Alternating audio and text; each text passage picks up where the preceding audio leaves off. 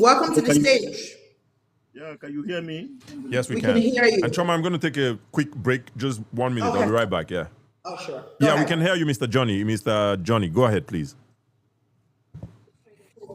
Okay, can you throw up that question again? What question? You were arguing about Biafra. So, if you are coming up on stage and you see the title on the stage, which part do you want me to throw back at you? No, We're discussing the topic Biafra scam or struggle. So, I assume that's why you came up. okay. Yeah. Now,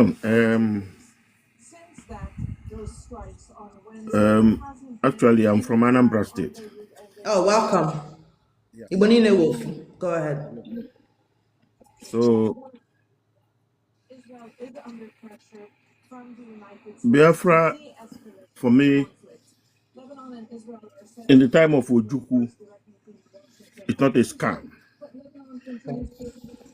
But in the present time, from Wazurike, I will call it a scam.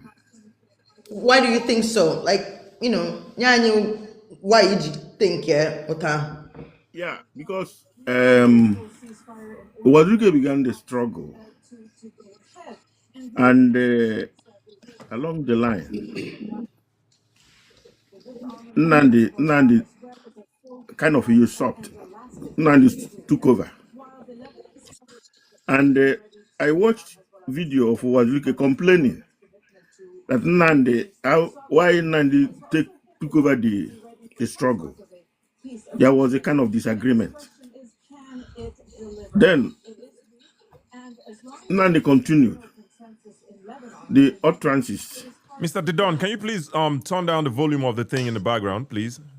Okay, sorry about that. Yeah, no problem. Okay, so Nandi continued, but in fact, let me make a point first. Okay. And I think I missed it. Did you? Obviously, I missed it. Did you say it's a scam or struggle? What side are you on? I said, by the time of Ojukwu, it's not a scam. But the time Wazurike, Nandi, Epa, and the rest took over, it became a scam for me. All right. Okay. If I give you some information of why it is or it was a scam during Ojukwu, would you agree, or what would you say? Would you still hold the same idea?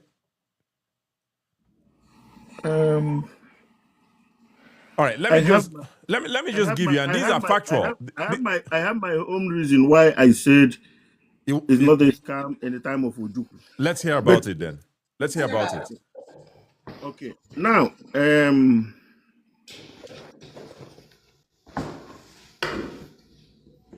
after the war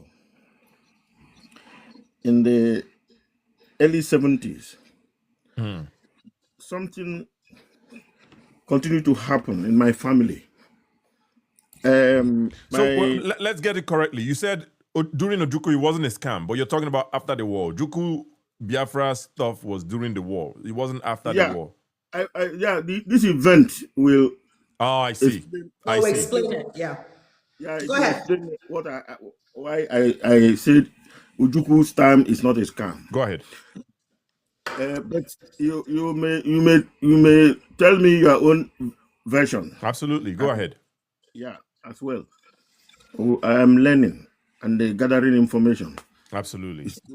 Yeah. So now, my father had a senior brother, and he was slaughtered in Bukuru in the beginning of that war. In Bukuru, near Jos. So the wife, that's why I mentioned after the war. The wife, in the midnight, the wife will kind of start shouting, and they run into the bush. We were young then. They will block us. They wouldn't want us to know what is happening. So when I grew up enough, I asked my mother what is actually happening. Then my mother told me the story, how these guys came in into their house in Bukuru, and they tied the man hands and legs and gave a bucket to the wife. They slaughtered the blood, the man, and the wife was holding the bucket, taking the blood. So that was why she was having that kind of attack when she remembers it. So I grew with this. And eventually I made a research, my own research. That's why I said I learned a lot of things that happened. All right. Why So Ojuku- the why story you Ojuku- just narrated, how does that make us No, convince us that it wasn't a scam? Are you still? Is there more to the story? no, there was a lot of killings of the Igbos Ah, I see what you're saying. up there. I didn't want to be mentioning all those names. No, they were killing the Igbos. So, and this is even before the independence in 1960. So all these things contributed to why Ojukwu All right. have to revolt. Let me now tell you why I think it's it has always been a scam, right? I'll start from the bottom one I have here. Ojukwu, for starters, he knew exactly that secession, anything about secession was mutiny. He was going to lead to them, maybe the country even coming to kill you and all that. He knew that, and I'll tell you why he knew that. Why he knew this. Before Ojukwu seceded in 1967, and Paparazzi had also said this earlier, there is someone called Adakaboro. And from your voice, I can imagine that you're an older person. So you might know this name, Isaac Adakaboro from Rivers State. I know. All right. I know. Isaac Adakaboro, he did the same thing that Ojukwu did in 1967, but he did it a year before, in 1966. He declared Niger Delta Republic in 1966. Ojukwu, and this was under Gowon, by the way, after the first coup. This was under Gowon. Ojukwu, at the time, who was the eastern governor of that region, arrested him. And, they tried him, all that good stuff. They were going to forfeit the guy, but he was in prison, and then there was another coup, and everything happened. So I'm just laying the case here for you to understand that Ojukwu knew exactly that if you try to secede, buy, then go buy you. So he knew that. If he knows something and still goes ahead to do it, no be scam be that. I mean, no be define scam to me, right? The second one would be Ojukwu promised people when he was telling people that he would bring this Biafra for them. He was telling them that make una follow me do this thing. I'll be the last man standing for this thing. Say if una buy me, I go follow una buy. But when push came to shove, Ojukwu ran away. No be scam be that. No be scam again be that. Then thirdly, Ojukwu, when he declared, and this is a monologue I'm going to do, by the way, about Ifajuna. Ojukwu by Ifajuna. Around, I don't have the timelines, but I'll estimate around 3 months after Ojukwu declared Biafra, 1967 May. 3 months around that time, Ojukwu by Ifajuna. Ifajuna advised Ojukwu to surrender and leave this thing. Ifajuna see him, tell him, say this thing no get head, leave this thing. Ojukwu buy him, literally buy him, execute him, right? This was 3 months after the war, after he declared Biafra. Then a few months later, maybe another 2 months later, Nigerian government took over Enugu, where Ojukwu was. Ojukwu started running from Enugu. He run, maybe going Newi. From Newi, go maybe Imo State. From Imo, Abia. From Abia, he run, go Cote d'Ivoire, and we no see him again. Also, and so then they talk him. He run, right? Now, the same thing that Ifajuna warned him about, he still ultimately did it after he buy the Ifajuna. So, what other bigger scam is that? And lastly, Ojukwu was selling Biafran currency to people. He was collecting their naira and selling paper to them. So, which other type of scam? I gave you 4 points. You gave me, say, then they buy people. Your relation was spied, right? So, and that's tragic. Absolutely, that's tragic, right? However, if you want to say that it wasn't a scam, it was a scam. Ojukwu knew exactly what he was doing. And some people would also argue that Ojukwu was in his feelings, na ego, because they put Gowon as prime minister, not prime minister, head of state above him. He had a higher rank than Gowon. Then go carry Gowon, make head of state. Him now was salty. He wanted his own country. And that is why, again, you say you they secede from a country. Why were you advancing to Lagos? Why were you going to capture Lagos? So you see that the people that make that argument of Ojukwu was in his feelings, he was egotistical, and that's why he declared that Biafra. Why was he advancing to Lagos? You don't I declare can your even add Biafra. to that point so that Yeah. Mr. Johnny can you have to also realize that Eastern region was not the current day Southeast that we know. Okay. Yeah. So that means that prior to that declaration of Biafra, Niger Delta thought that they could, like someone from the Niger Delta, Adakaboro, thought that he too could succeed. Of course, it didn't work out, but in the Southeast that we know currently of the 5 states, there were other non-Igbo people in the Eastern region, and there was no consideration for whether they wanted this or not. Right? So you have to also keep that in mind because, if we're saying it's not a scam, it's not a scam, we have to at some point have the bigger thing of for whom was it not a scam? Scam. For the rest of the non-Igbo people who nobody really has their consent, because when one of them want to do you follow say they don't go do you buy them, right? Yeah. And now you're doing yours, and they essentially were in the Eastern region. They couldn't now extricate themselves to go and be part of the other regions. They were in the Eastern region, and they had to sort of deal with it with the rest of us. So you have to also think about it from the context of what that scam and struggle kind of means within that context. Mr. Johnny, we give you all of these points so that you can just have your free time to bring all of it together, if that makes sense. So please go ahead. Just to think about it, right? You said it's not a scam, and before I said all these things, right? I told you if I give you a new information where you don't know, would you still hold it in your heart that it's not a scam? Now this is a direct question to you. Me telling you these things, and these things I'm not making them up. They happened. If you are not, like you said, Adakaboro. If you know Adakaboro, you probably know that what I'm saying is true. So knowing this new information, do you still believe or think that it wasn't a scam during Ojukwu? Yeah, but there were agreements among town union. My father told me they called meeting town by town to agree on this. I don't know if they were influenced or they were forced. But my father mentioned to me that in my town, I'm from Ogidi to be precise. So that they were gathered, and the king spoke to them. The same with our neighboring towns. They all agreed that they should join. To your point, I don't believe that your father was lying or your father is lying. I don't believe that he is lying, right? Now, let me buttress the point of Enugu, that Enugu case where I've been talked before. Indeed, maybe that happened, but let me give you this other insight, right?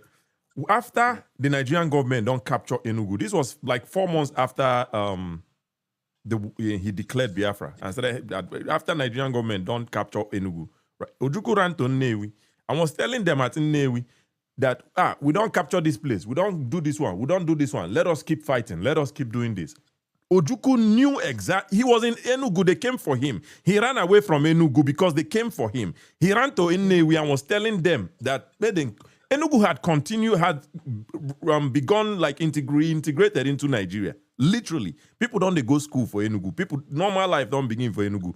But Ojukwu don't go in the wrong way again. They tell people, say, we are fighting them. We don't bomb them here. We don't kill them here. We kill this battalion. We kill that battalion, right? So, having this information that Ojukwu was lying to people, could it not be the same lies that they were telling people in these town unions?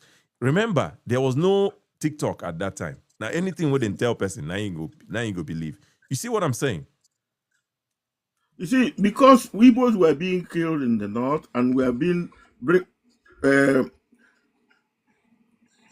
youth trained to bring them back to Aba, Port Harcourt, and Umuahia. You see, and many families were affected. Absolutely. Absolutely. So Absolutely. this made many men, elderly people, to accept that let us let me go ask to you war. this last time, and then we'll move forward from this one. So yes, I agree with you. Igbos were being buried in the north, right? I agree with you. But I'm telling you, and I'm not making this up, Ojukwu knew that he could not fight this war. Ifeajuna told him, Impa Ifeajuna, 2 months later or so, a few months later, they captured Enugu. So what Ifeajuna told him was correct, right? So now, he could have avoided that war, and you say people die. People, Igbos were being pied in the north, right? Granted, that happened. Let's call it 100,000 Igbos were pied in the north. Let's give it that number. Now, Ojukwu knew that if he continued this war, 3 million go die, but he continued. Do you not understand what I'm saying, my brother? Do you not understand this? Ojukwu knew from everything that I'm telling you. You can agree with me that Ojukwu knew. Ifeajuna told him, Banjo told him, and he continued. 2 months later, flying by Banjo and Ifeajuna, then capture Nigerian army, capture Enugu. Told him too. So even Azikiwe told him. So knowing these They things, call us Sabo. Ojukwu knew that people will lose their lives, and he continued. He knew that 3 million, 100,000 people don't buy for naught. Granted, sad, very sad, tragic. Ojukwu knew that 3 million would die, and he continued. Yeah. How do you not still see that it's a scam? Yeah, maybe Ojukwu was believing that it's an agreement with the French people. All right, my brother. The Don Johnny, I appreciate you for joining though. Unless Chioma has more questions to ask him. Which French people? Okay, so this is not a question. This is right. for us to kind of wrap this part up. All right. And I would We're do gonna it wrap it up. tomorrow. I'll bring him down and we'll just wrap it up. You don't need him to be here Yes. for you to wrap it up, right? No, I don't need him to be here. All right. So guys, you know that all of these conversations we're having, now how is this thing they happen to? Now, like, I mean, and for the group of bingos that are there, you're in America and you are not, whatever. Somebody was in, let's be very specific. Somebody was in different countries, but specifically, we had one in Finland, but that came after. Somebody was in the UK telling you that if you leave your house on a Monday, you were not offended. No. Yeah, For like Kachi actually and Chioma to have the guts to come and sit here on a Sunday and talk, it's offensive. You're more offended by the fact that we're actually having this conversation. That offends you more. There's somebody who sat and said that 2,000 heads, why heads indoors or heads of aliens, heads in the Igbo, head wishing the matter. You did not say. Do you know why you did not speak? Because you knew that ESN were armed. Okay? That is why it seemed like you were compliant, because you were scared of the Egbe. You knew what would happen if you left your house. You were not offended by that. You were not even offended when I got a police station, because when you break down law and order in any society, you try to replace it with something like non-state actors. Yep. It will always be disastrous. In the past 5 years, 10 years, 26 years, nobody else will bear the brunt of that but us. That is why I do not like people who are non-Igbos who are shouting about Biafra. Because you did not sit at home in Port Harcourt. When Ndi Bingo tried to try it, Wike said, no. Okay? You did not sit at home, even in Asaba. That is just a 14-minute walk across the bridge. You did not sit at home. The consequences, the implications, the very things you people are coming on this stage to do, if we do not learn from it, your children will learn bad history. Yeah. The same history that you guys forget that old people, like old thing ain't sense. See, sense. So like it's not as if old age just comes with sense. It doesn't. And I know that because let me tell you something. The people who lived through the war, people like my mother, they resented the idea of Biafra again. Because when somebody like my mom or my aunties, the people who were like running from Umuahia to Gunchara to wherever to take cover, when they tell you what happened during the war, they don't understand why this new generation is so hell-bent, because there's no other way for you to use Biafra in the context of Nigeria. There is no peaceful mode to getting Biafra. Yep. Now, let's even say you were pushing for Biafra. why did we have to buy in the Southeast before the Biafra even come? And we did not buy from the Nigerian government. We did not buy from Fulani herdsmen. We did not buy from Nde Caliphate. We buy from people who spoke like us, looked like us, spoke the same language. Igbo Southeast is already homogeneous. Like the Christians, can't you see what are happening in Jos? You don't give a flying fuck about what happened in Jos. You only care because most Igbo people are disingenuous. They are trying to pretend that what happened in Osun was not made by us. That's why you are telling us, what about Aburi Akad? What about when Kano dated you? What about the time when my mommy was under the Udara tree and running and singing? Nobody gives a damn about none of that shit, because none of that is going to distract us from the point that is being made.